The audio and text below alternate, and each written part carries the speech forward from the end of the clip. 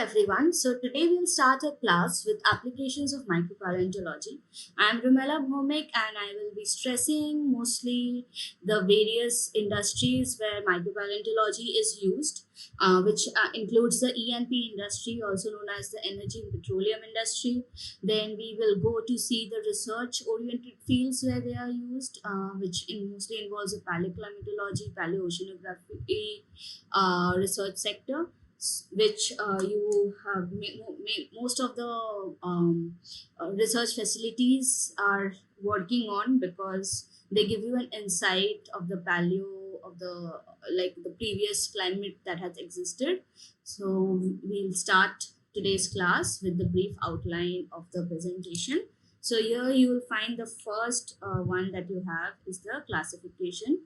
So classification of microfossils we have, then we follow with the marine proxies, which are mostly the foraminiferas, the benthic and planktic. Then you have the calcareous nanofossils. Then you have the pteropods, followed by the terrestrial proxies, which are the spores and pollens. And then we go on to the distribution of foraminiferas. Now, this is the group that we will be mostly dealing with today. Then we have the factors affecting the distribution, followed by the applications in the various fields, energy, petroleum, and we have the oceanography, paleoclimatology, and we have the references. Right. So let's proceed. So this is the classification of micropaleontology, the various subgroups that you have. So we have pollen grains, the fossil plants also called pollen grains. So pollen grains, the study of pollens is known as palynology. So I'm writing it here.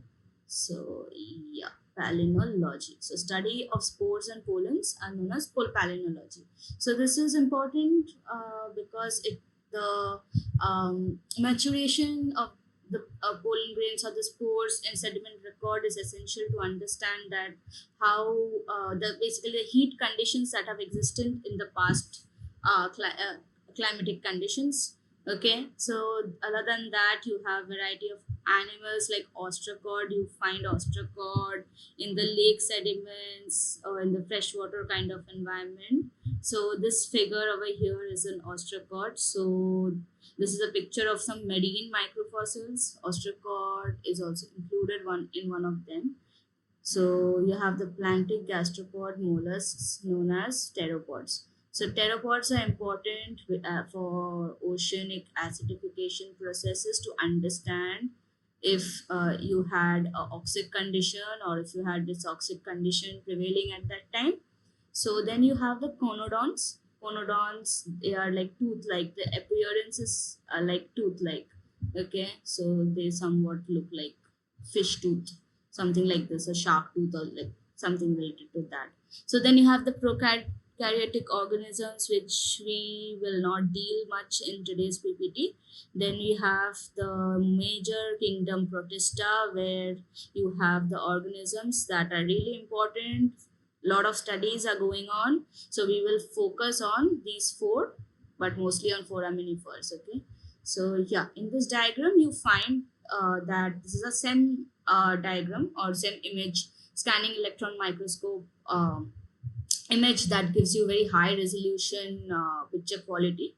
So you have the diatom here, you have the ostracod beside the diatom, then you have a radiolarian, you have a small spicule, not very important for our current discussion. Then you have another radiolarian here. This is important. These two are planktic forams, very important, and you will see why they are important in the upcoming slides. And this is a coccolith.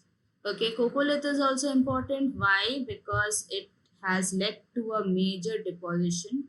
Okay, so the deposition is known as chalk formation, and where it is located, I'll let you to find out. I'll just give you a hint. It's in one of the European countries. Okay, so yes, like for your exam purpose, you need to know this slide very well because there are some major groups which go extinct during a particular time. So these times you need to note down. You will see most of the microfossils are still continuing uh, in the present times, but there are few which go extinct, like the conodonts, which are phosphatic. I said they look like tooth-like appearances, and they are strictly marine. Need to remember, and this is a Triassic. So during Triassic, they do go extinct. Okay, so spores and pollens, I've already said. So see, not all the tests are made up of calcium carbonates. Okay, so you do have siliceous kinds, you have phosphatic, you have the organic kinds. So foraminiferous, the major group, a lot of research going on in which has been going on and is still going on with various benthic and planktic foraminiferous. Calcareous nanoplanktons are calcareous, so their starting age is only from Jurassic. So if you need to, so if you try and find out in the previous Paleozoic times, they do not exist. So their origin is from the Jurassic times, and they are still continuing. Pteropods, gastropod, molar cells that I've said, they start from Eocene. So you need to remember this, that their starting age is Eocene, so not found during Paleozoic or during the Mesozoic times. Strictly Cenozoic, right? Right. So radiolaria acylacea is important. Why? Because they are found below CCD. CCD, if you know, what is it? Yes, calcium compensation depth. Basically, it is below CCD. You will not find any calcium carbonate organisms whose tests are made up of calcium carbonate. Okay. So diatoms are there. They are also found in the freshwater kinds. So again, Cretaceous. So you will not find them in the Paleozoic times. So acritarchs, they are organic, not much used to understand the, like in our daily use, we do not involve these major groups. The groups that I've ticked, we do study mostly these in a research purpose or in the industry. Right. So now I will start off with the benthic versus the planktic forams. So if you know, benthic forams means the benthic organisms in general have two kinds, right? The infaunal and the epifaunal. Infaunal, the ones which bore into the substrate, and the epifaunal which lies on the substrate. So the paleoecology class, you must have read what are the different environments and how they do stay in those kind of environments, their food and the nutrients that are required for their survival. So depending upon that, they are found in various latitudes. Okay, so various latitudes you will find. So see here in the first diagram, you have the top row is mostly the tropical and to subpolar planktic forams. Like I said, it will depend upon the latitude. The latitudes play a role because it is also related to the wind conditions, to the water conditions, the oceanic currents that prevail there. So these things are going to involve how the forams are going to survive in a particular place. So you have globigerinoids. This is a very important group. Research focuses on these. So Globoritalia, Globigerina. This is Globigerina is also important. So you have bouloids. Bouloids are indicators of upwelling conditions. Like upwelling, if you have gone through, so upwelling, what it deals with, how it is important. So you will get to understand in the climatology chapters that you have. So Neogloboquadrina incompta, also known as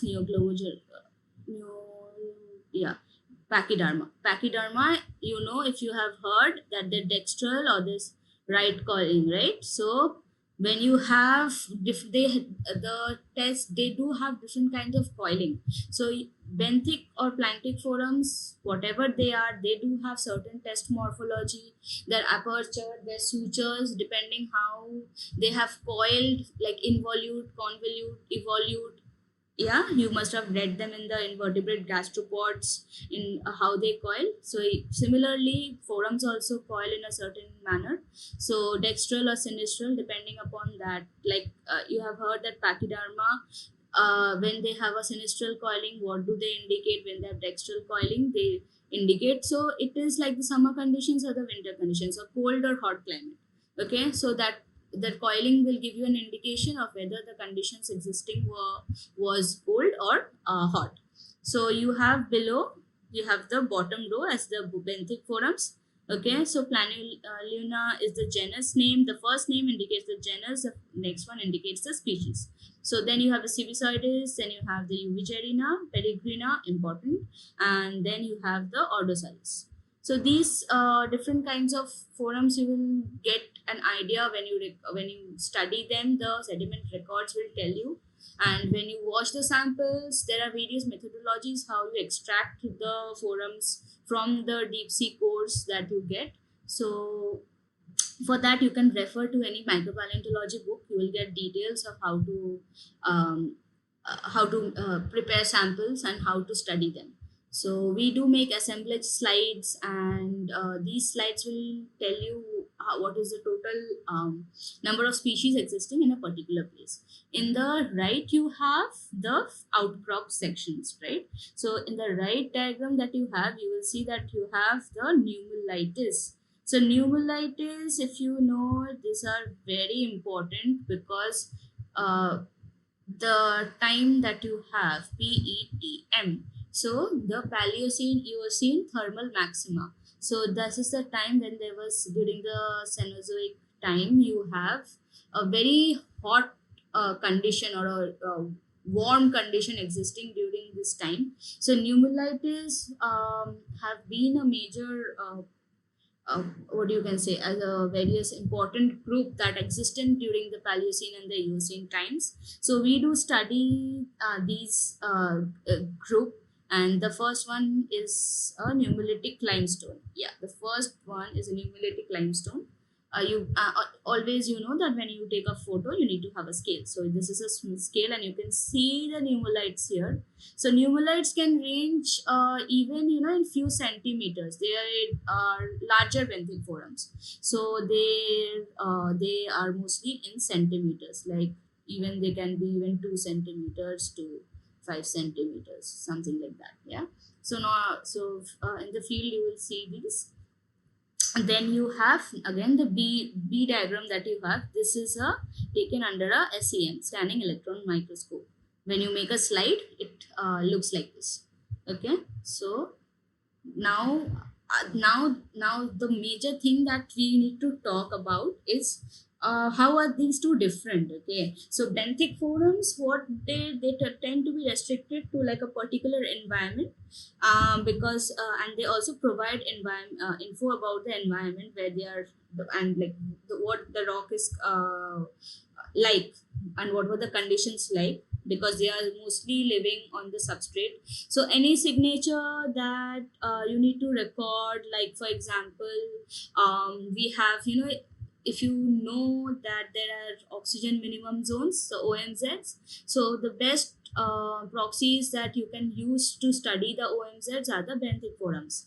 Okay, so OMZ is a where you have less than 0.01 parts per million if you have the record. So these also OMZs range from like they do have a certain range, like below 50 or below 20 when you have the parts per million oxygen. So you say it's like a dysoxic condition. So the oxygen content decreases in certain places. So you have East Pacific zone, that is a OMZ. So if you want to understand what conditions were existing at that time, you can look at the benthic foraminifera record. So like I said, so if a given species is always found in a sandstone, so like in a river delta or in a in a different, in a particular environment, and if you're the company in which you're working in, so if they are looking for oil in that reservoir, they can always you know, like look for a particular sediment record, and certain species, the signatures of certain species will tell them. So these organisms, this planktic, where are they found? They are found in the open shelf area because they float. Okay, so the sutures that they have, they will allow the organisms to float in the sea. So, and they do have certain spines. You'll see in the diagram on the left hand side, the top row, you will find certain ornamentation. Okay, so these spines help the organism to occupy a large surface area, and they float in the sea. Whereas the benthic foraminiferous, they do have ornamentation, but not to that level that planktic forams have. So because they lie on the substrate, they do not have major role to adjust their body masses with the ocean currents. So you will not find a lot of ornamentations in the benthic forams. So like I said, planktic forams are much dispersed over a broader part of oceans, and you will find them in large numbers. Their first appearances or the last appearances of a planktic foram will indicate how they were existing in a particular time. So other than that, you have certain foraminiferas which are restricted to the particular depositional environment. So if it's a marshy environment, you will find a particular group.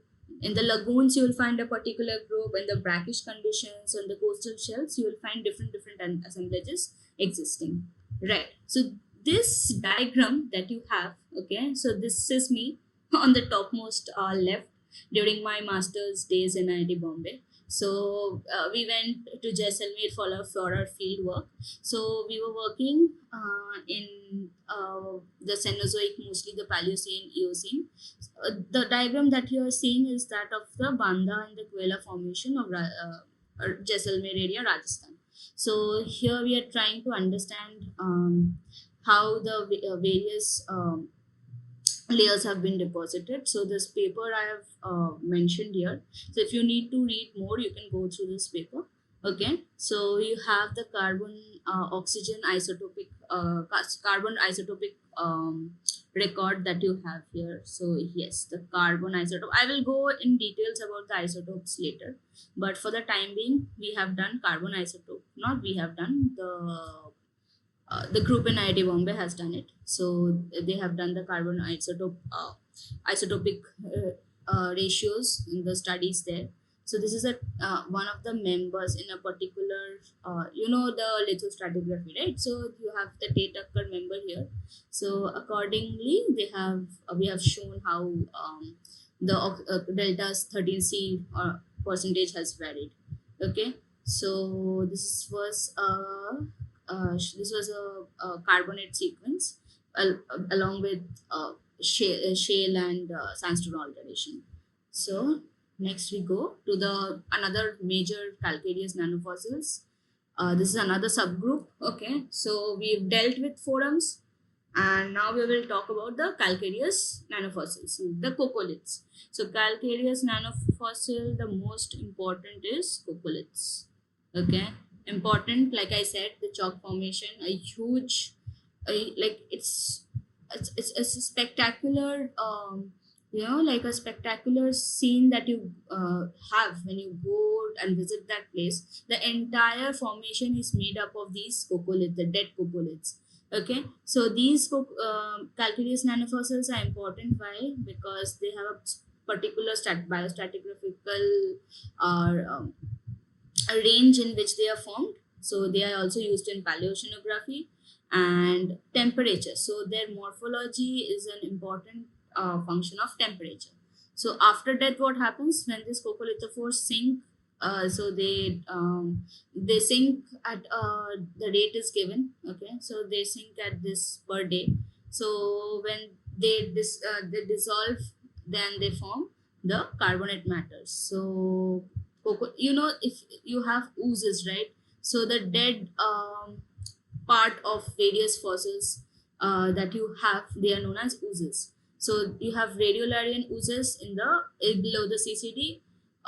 You have red clays, you have coccolith oozes, and if they are foraminifera, you have the foraminiferal oozes. Okay, so these are also important because they tell you about how the temperature varies within a particular column. And then you have the pteropods. Pteropods are this diagram is very important, okay, because you will see that there are major things that are playing. CO2 level, okay, CO2 level you have. Okay, so when you have the pteropod, how the pteropod, whether if you have pteropods at a lower level, I mean at a lower depth level, or if they are is existing at a shallower level, so you will understand. See, it's written vertical migration here, shallow at night. So depending on the predators, where they are existing, and different kinds of role they play. Okay, so they are like OA stands for ocean acidification. So you see how the dissolution of their cells will tell you about the ocean acidification. You also have like the thermal stress. They are also indicator of thermal stress. So the shells record whether like if you have a very dissolved shell, so that means that the stress existing that like the hotter conditions were existing, and they have dissolved, the shells have dissolved away. Also ocean acidification can also lead to cell dissolution. Okay, so you see that the sinking is also related. So when you have upwelling of oxygen depleted water, okay, so when these are happening, how the photosynthesis is affecting the ocean warming. So a lot of things are dependent upon the pteropods. I have attached the links of papers that I've taken from the diagrams from. Please go through them if you want to read more on a particular group.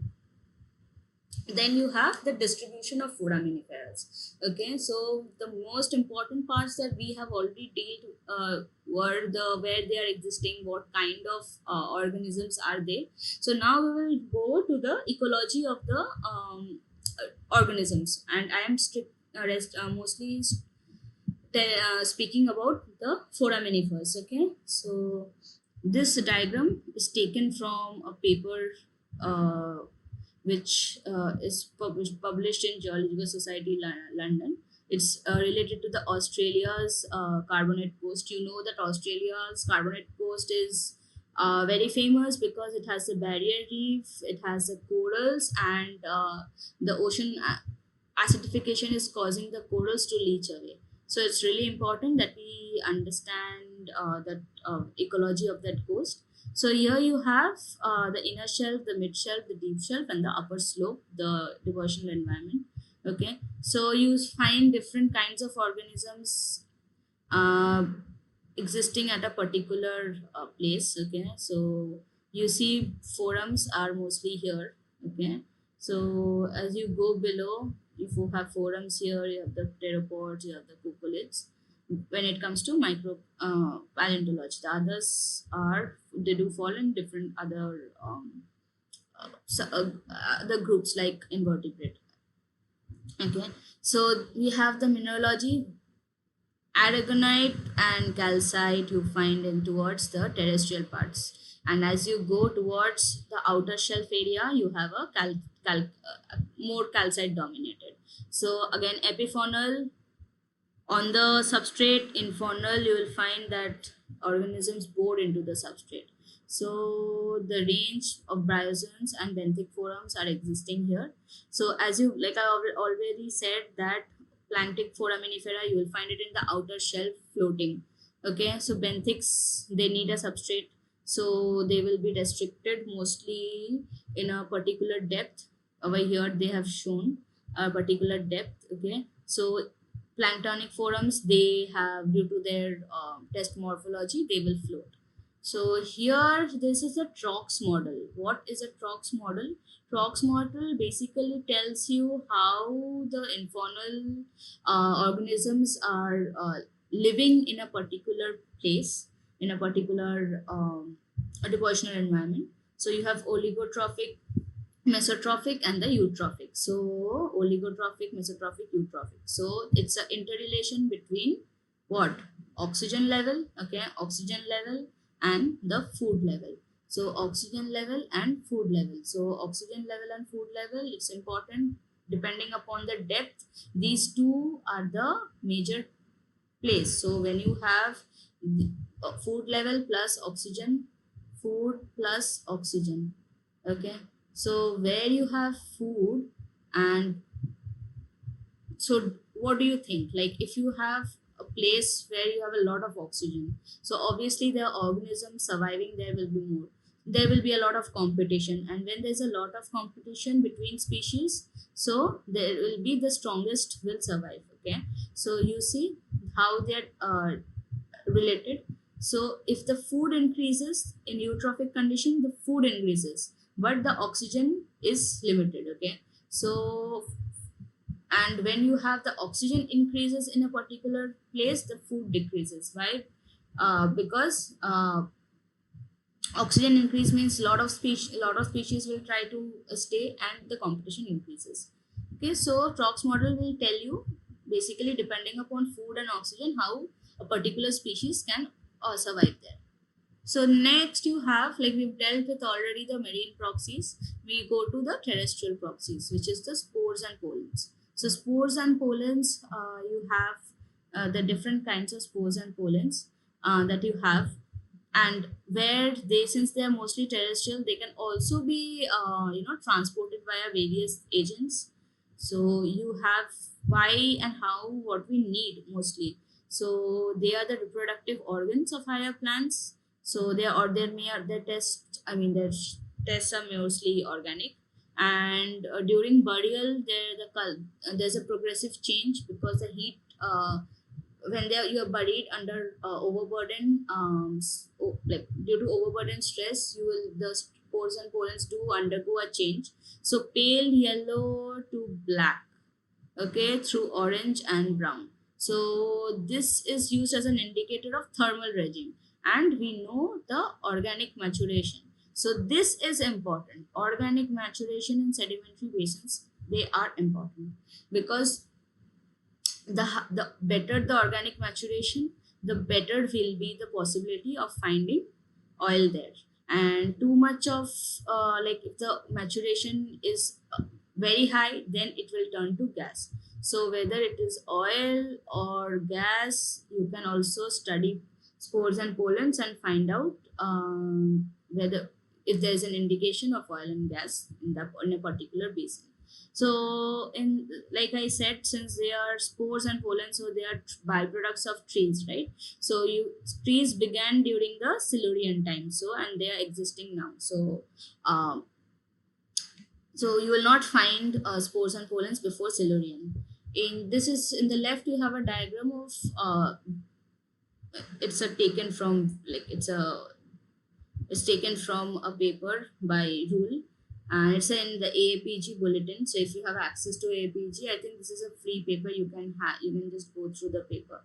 So here you have, they have studied the various spores and pollens, okay, and the paleovegetation index they have plotted, the salinity index they have plotted. So how these two are related, you see that they are mostly opposite, okay. Like if you see an MFS, if you have studied sequence boundary, so MFS is maximum flooding surface, maximum flooding surface.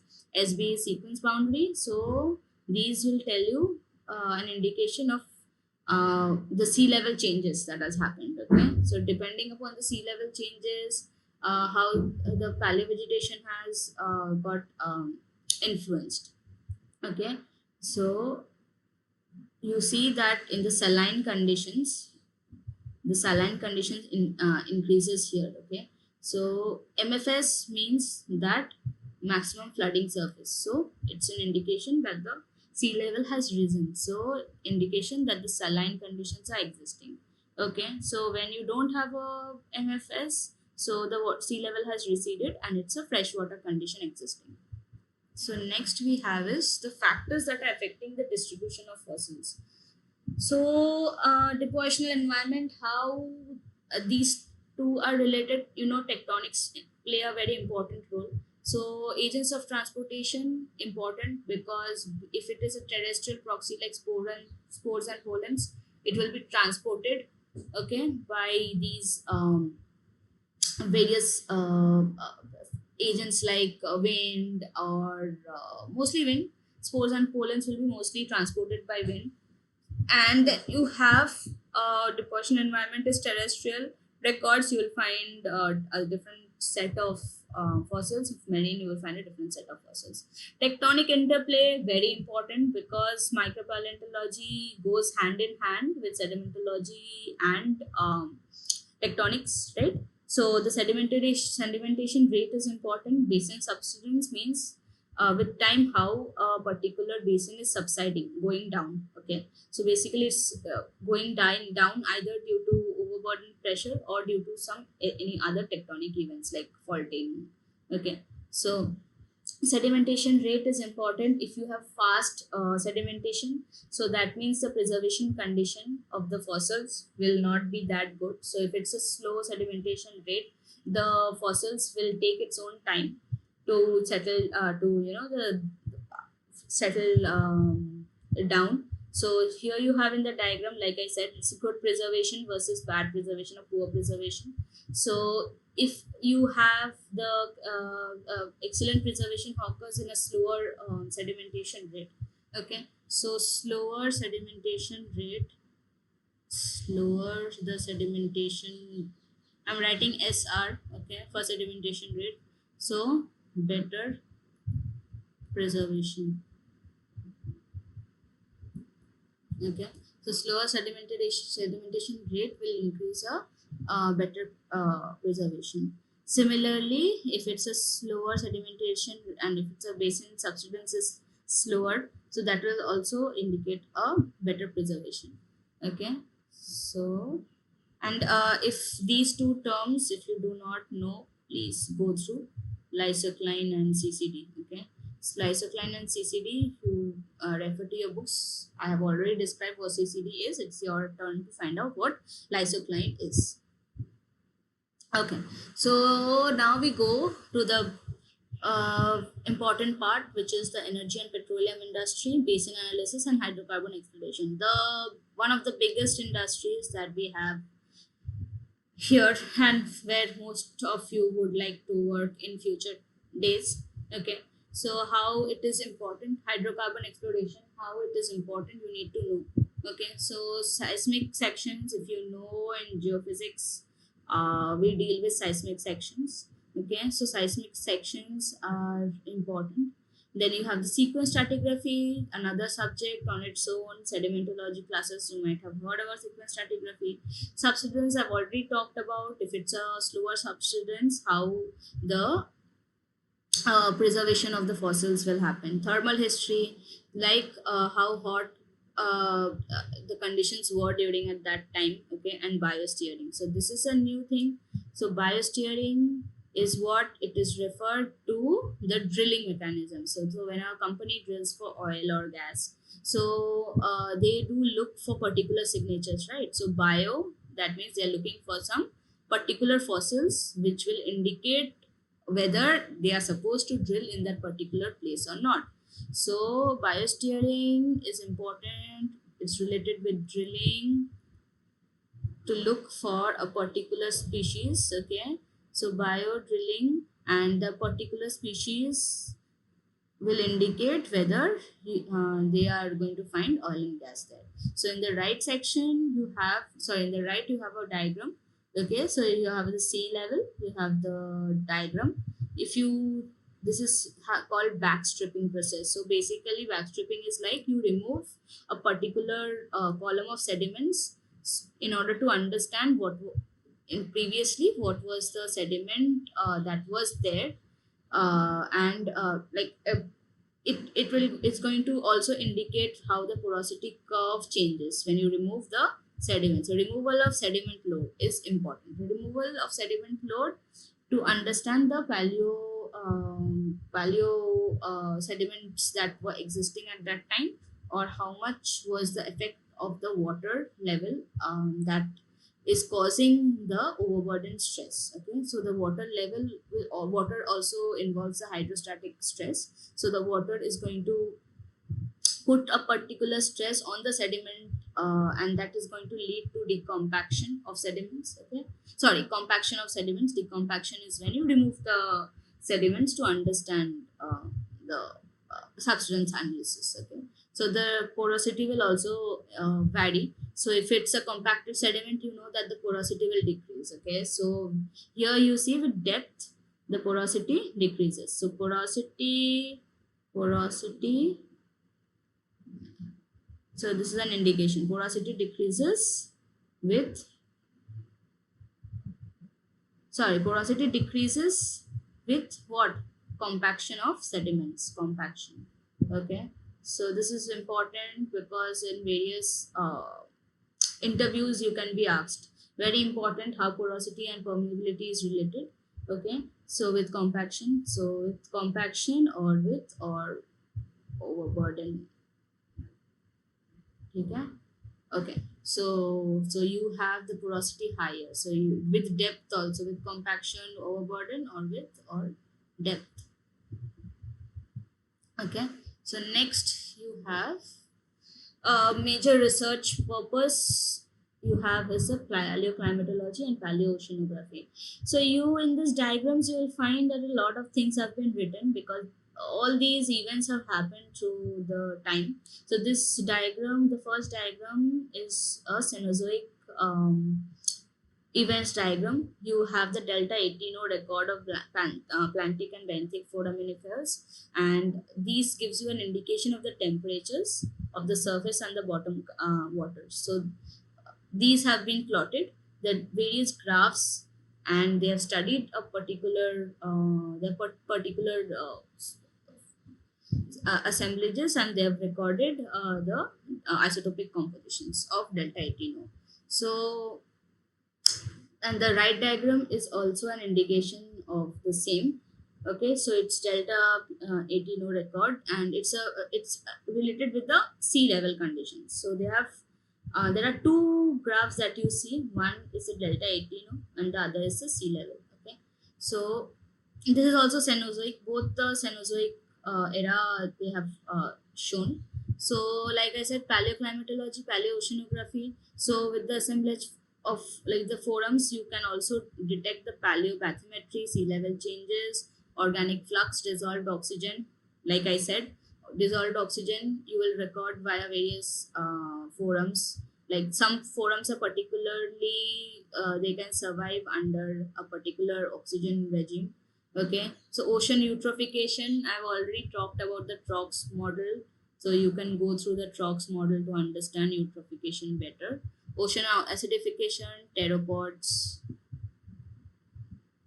indicators. Okay, so there are other forums also you can find. So environmental monitoring, paleoclimate, and paleo monsoon. So this is particularly important. I have talked about bulloides, like G. bulloides, Planktic forum. So G. bulloides is a very important indicator of paleo monsoon. Right. So this diagram is a particular event which is known as the V-shirt event. So you will see that there are various isotopes that they have recorded. So oxygen isotope, MgCa isotope, and the biological or biogeochemical isotope. Okay, MgCa ratio is important because this is very important. It has been happening through a lot of time. So they have done oxygen isotope, delta 18O, clumped isotope, and TEX. This is mostly from diatoms. Okay, diatoms. TEX is done from diatoms. Clumped isotope is done in in India. It is done. Clumped isotopic studies are done in Bangalore, IISc Bangalore. Clumped isotopes are done there. Okay, so there are other things. So this is a paleogeographic map from the Paleo Map project. Okay, so they have taken it from a paper. So multi-proxy analysis in paleoclimatology, paleoceanography, we need to study various proxies like delta 18O, delta 13C. So I'll just write delta 18O, comma delta 13C. Okay, so these two are done very, like a lot of studies are done. Yeah, better. Okay, so these two are studied and these two are done on regular purpose. Like, then we have the cadmium and barium. They are the proxies for nutrients. So you need to remember all these things. I mean, if you are research oriented, if your purpose is research oriented, you need to know these. If you are interested in this particular sector. Okay, so we do boron isotopes. Okay, 10B and 11B. So 11B is a proxy for pH conditions. So pH is also important. Why? Because it tells you about the acidification. pH is a acid indicator. Okay, pH is an acid indicator. pH. Okay, and then it tells you about the glacial and the interglacial periods. So isotopes of SRND is also done to understand the ocean chemistry. But the major things that we do is oxygen and carbon isotopes. Really important. We tend to do them daily. Like in the research labs, most of the research labs work on these isotopes. So we will conclude with the references. So I've included almost all the papers that I've tried, and the book. If you need to read more about micropaleontology, you can go through this book, okay, by Saraswati and PK Saraswati sir, Srivasan sir. Okay, so this is the book that I've mentioned. Please go through this book, and these are the other references, mostly the papers from where I've taken the various diagrams. Okay, but in-depth knowledge you will find obviously in the books. So with this, I would like to conclude and thank you.